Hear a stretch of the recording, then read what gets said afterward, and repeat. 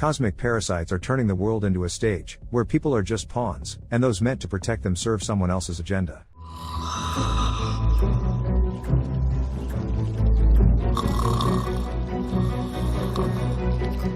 2016 became a year of wild political ideas and shocking decisions. As the US presidential race heated up, Donald Trump and Hillary Clinton essentially ignited a full-scale battle between Republicans and Democrats that played out at every level. It seemed like total chaos with no logical explanation, but it wasn't. Everything began with a meteorite falling in Russia, which immediately drew the attention of the US government. A scientific institute studying celestial objects requested funding from the government to research the meteorite. Democratic leader Senator Luke Healey managed to secure the financing, but it was extremely limited and restrictive. This shortage affected everything, from selecting specialists to arranging transportation for the meteorite. It turned out that the meteorite contained something that would bring not only a mystery but also an enormous, planet-wide threat to the US. Meanwhile, Luke's older sister, Laurel, dedicated herself to studying disappearing cultures and producing documentaries to raise awareness of the struggles faced by impoverished communities. To fund her project, she turned to her father and brother, but neither was willing to support her selflessly. Luke proposed a deal. Laurel would work 6 months as a Democratic senator's assistant, and in return, he would provide the funding she needed for her films. The very next morning, she finds herself in Congress for the first time, and quickly realizes that real chaos reigns there. On the eve of the election, politicians wage war on every level, and every voter's voice matters. Because of this, Laurel is assigned as her brother's assistant, handling meetings with potential voters. She has to endure citizens' wild ideas and complaints, ranging from genuinely important concerns to bizarre questions like why they suddenly have a rash on their back. Amid the madness, one woman stands out, frightening Laurel with her story. She claims her husband transported a strange cargo on a ship,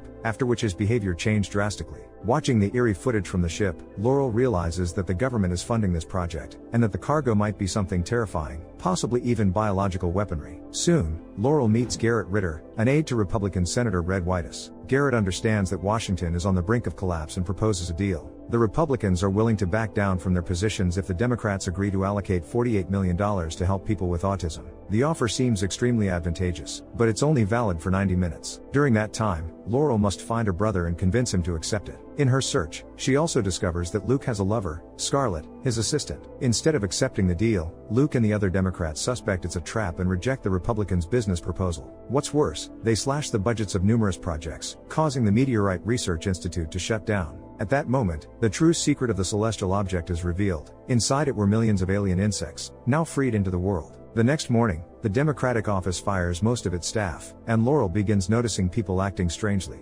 More and more individuals behave unlike themselves. They fall silent, stare at her oddly, and repeat memorized phrases over and over. Laurel and Garrett realize this is connected to the now cancelled Meteorite project, but they can't coordinate because they work for rival political parties. That evening, the sailor's wife, the first to notice the strange behavior, figures out what's happening. The insects crawl into people's minds and take control. She wants to warn Laurel, but her husband restrains her, and she too falls under the alien parasite's influence. After another conversation with Garrett, Laurel learns the deal is his personal mission. His sister suffers from autism. Red, the Republican senator, abuses alcohol and is willing to accept any terms. Laurel once again persuades her brother to sign the necessary documents, enlisting their father's authority to pressure the Democratic senator. During dinner, Luke and Red not only discuss politics but also make progress, tentatively agreeing to the deal. Political stability seems closer than ever, until that night, when Red opens a window and falls asleep, making a fatal mistake. The alien parasites enter him, crawling into his ear. Laurel discovers they don't just control a person, they literally push the human brain out through the ear, replacing it with themselves. The next morning, Red's behavior completely changed. He no longer drinks alcohol, becomes a vegetarian, and listens to bizarre music. His political views have shifted too. Instead of cooperating with the Democrats, he calls for an open power struggle.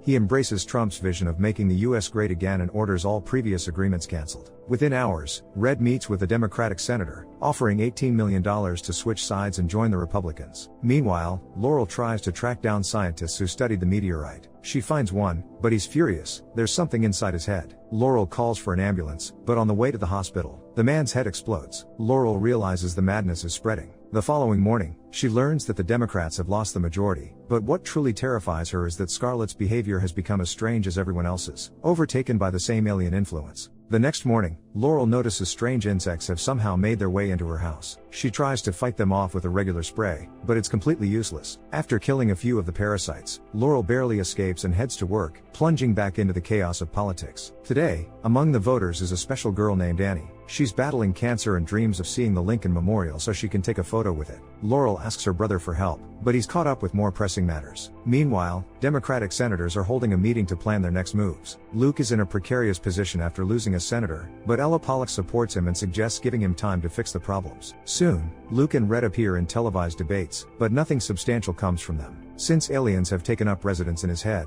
Red is aggressive and uncompromising. He's convinced Trump will win and is willing to do whatever it takes. Garrett is forced to support his boss, even though he sympathizes with Laurel, which creates many dilemmas and tough choices. Later, Laurel encounters the FBI for the first time while they investigate the death of a scientist. Agent Anthony Onofrio questions her, finding the case extremely strange since he has no logical explanation. At first, it seems like a one-off incident caused by an unknown illness, but then another brain explosion occurs. A regular guy playing chess in the city park complains of a headache. His best friend, Gustav, rushes him to the hospital, but during a brain scan, the man's head literally explodes, shocking everyone present. The only one unshaken is Gustav, an exceptionally educated man. Intrigued by the event, he decides to investigate personally to see if the US government might be involved. That evening, politicians host a so-called tax ball, attended by the nation's top officials. Laurel goes mainly to meet Garrett but unexpectedly runs into two old school friends, Abby and Stacy. During their conversation, Laurel notices that Abby has completely changed. She's left her passion behind for politics, stopped drinking, and speaks in rehearsed phrases. Just like other strange people Laurel has encountered in recent days, Laurel's meeting with Garrett isn't her idea, it's her brother's directive. Her mission: find out which Republican senators are being discarded. Quietly learning the name of the potential politician, Laurel passes the information along to Luke. The next morning,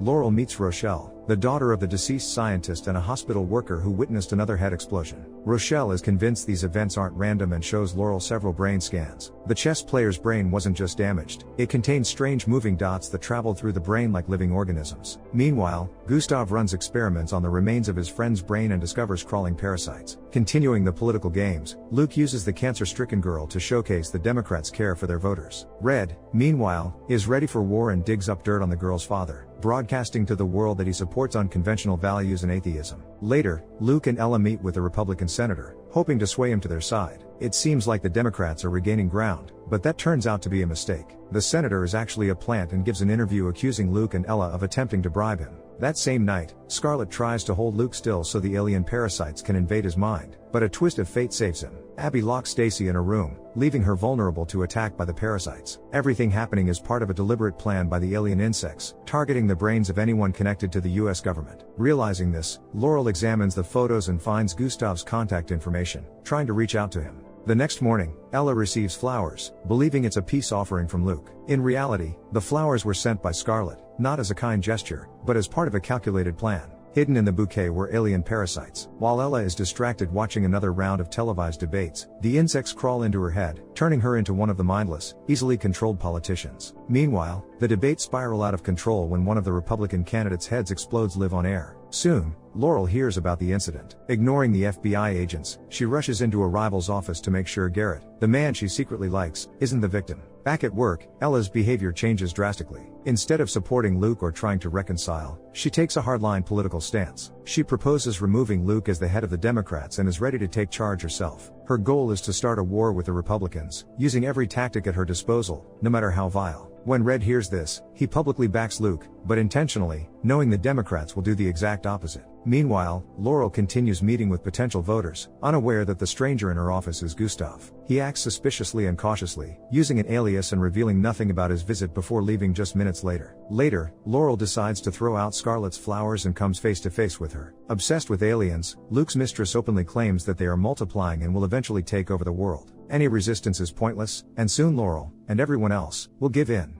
Outside, Laurel runs into Gustav again. This time, he's ready to reveal his true identity. He asks her to put her phone in a foil-lined bag so no one can eavesdrop on their private conversation. Gustav explains that the insects enter a person's brain through the ear, destroy their mind, and take over completely. Once controlled, people behave like puppets, and the only way to make them remember who they are is to trigger old memories. Laurel is skeptical, but the strange occurrences around her keep piling up. One particularly odd incident involves two FBI agents sharing a single chocolate bar between them, which seems extremely suspicious. A little later, Laurel notices that Ella and Scarlet are talking intensely, even though they're supposed to be enemies. Ella gives an interview, openly attacking Luke and trying to destroy his credibility with colleagues and voters. In response, Luke, Laurel, and their father hatch a plan to stop her. The best way to silence Ella is to find dirt on her and make it public. Luke wants to involve Scarlet, but his sister refuses, no longer trusting her brother's aid. She decides to approach Stacy, a reporter, but the plan is doomed from the start. During their conversation, it becomes clear that Stacy is obsessed with the Republicans and Trump-era politics, her only distraction being memories. Laurel realizes her friend is under alien influence, with traces of brain matter leaking from her ear. The situation grows more dire by the minute, so Laurel assembles a team to figure out what they're dealing with and how to stop the impending chaos. She, Gustav, and Rochelle form a unit to study the brain and the insects crawling inside it. While Rochelle is confused and Gustav attempts to execute a secret plan, Laurel goes on a date with Garrett. She senses they're being watched, but it doesn't stop the pair, despite belonging to rival parties, from sharing a kiss. Back at home, Gustav plays the favorite music of those possessed and plugs his ears. The insects surround him, but without access to his brain, they attack his cat instead. Laurel finds a way to release damaging information about Ella, but Ella is ready. Scarlett had read the family conversation on Luke's lips and warned her, allowing the senator to strike back.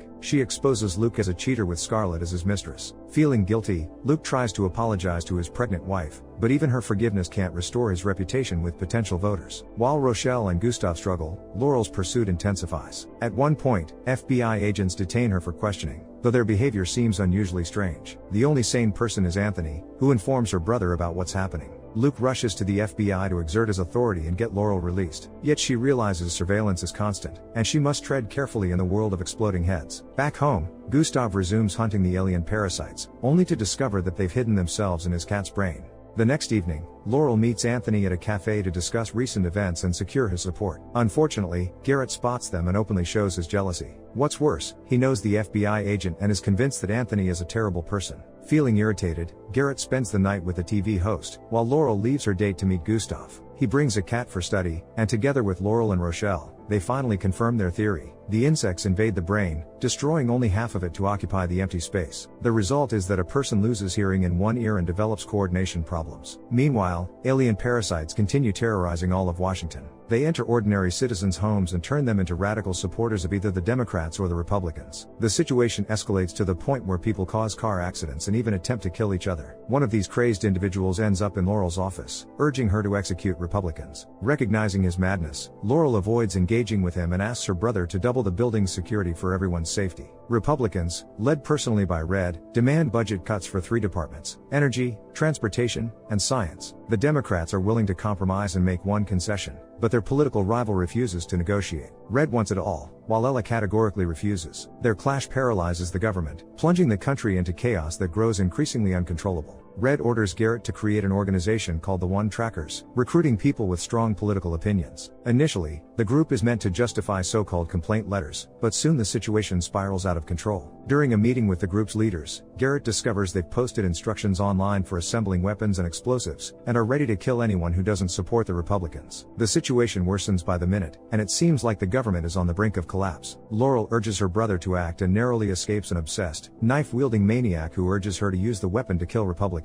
Standing at the edge of a showdown between 2 powerful forces, Luke devises a clever plan. He enlists a politician and a lawyer to outsmart Red and Ella. Exploiting bureaucratic loopholes, they hold a meeting attended by just 3 people. A unanimous vote restores the government's operations and allows partial budget cuts across all departments, satisfying both Republican and Democratic demands. Ella and Red vehemently oppose reconciliation, but they weren't invited to the vote and have no way to influence its outcome. Official medicine claims the head explosion was caused by medication. Knowing this isn't true, Rochelle, Laurel, and Gustav call in a specialist to examine scans of a cat's head and a deceased chess player. The health expert agrees to help, but only if they bring a live patient with parasites in their brain. Laurel considers using Abby, but her friend refuses outright and drives her away. Laurel tries to persuade a detective to bring Abby to the clinic, but he fails. Not wanting to reveal what's inside her head, Abby takes her own life. That evening, Rochelle and Laurel realize that the infected not only display obvious symptoms but also exhibit something stranger. They seem somehow connected and act collectively. Soon, a detective comes to support Laurel in this difficult time. Realizing that Garrett's dossier on him is false, Laurel becomes intimate with Anthony. Later, she rejoices that Luke restored the government, only to see the consequences. Ella and Red have joined forces and sparked protests involving people ready not just for armed demonstrations but for outright revolution. The next morning, Laurel wants to warn the detective, but she notices he's deaf in one ear, revealing that Anthony is infected with the alien parasites. Trying to confirm her suspicions, Laurel runs a few experiments, but they fail because Anthony has already changed his sheets, thrown out some clothes, and rushed off to work. Later, she meets with Rochelle and Gustav and tells them what happened. Worried about the insect-obsessed agent, Gustav suggests she carry brass knuckles for self-defense. Soon after, Laurel calls Anthony to set up another date and see if he really is infected with parasites. Meanwhile, people keep coming to the officials for help. This time, Laurel's office is visited by former soldiers in urgent need of treatment. One man lost his legs defending the US and is now facing certain death. He has a young daughter and wants to live long enough to see her birthday, but for that, the project funding needs to be approved. Luke is confident he can get it done since he managed to get the government back on track, but his optimism proves misplaced. During the meeting, Red and Ella start arguing over the name of a coffee stand, blocking all other bills and delaying progress. Losing patience, Luke leaves the meeting and runs into yet another strange situation. The Disease Control Center is blaming pharmaceutical companies for a series of explosions. Authorities want to shut them down, leaving them destitute. Remembering Laurel's belief that the deaths were caused by an infection, Luke decides to investigate. He's ready to help Laurel, Gustav, and Rochelle, but first, he needs to see the disturbing brain scans showing strange parasites. While everyone focuses on studying the parasites and trying to get the Disease Control Center to cooperate, Laurel meets up with Anthony. At a party, Anthony becomes aggressive and gets into political arguments. He refuses alcohol, drinks a plant-based cocktail, and avoids loud places. He also shows no interest in Laurel, another symptom of the parasites in his head. Agreeing to a home date, Laurel goes to visit him, but Anthony suddenly loses consciousness. It turns out Gustav had spiked the cocktail with a sedative to run tests on him. He places bacon over Anthony's ears, hoping the parasites will react aggressively to the meat, but the experiment is interrupted when Anthony's girlfriend unexpectedly shows up at his apartment for a serious talk.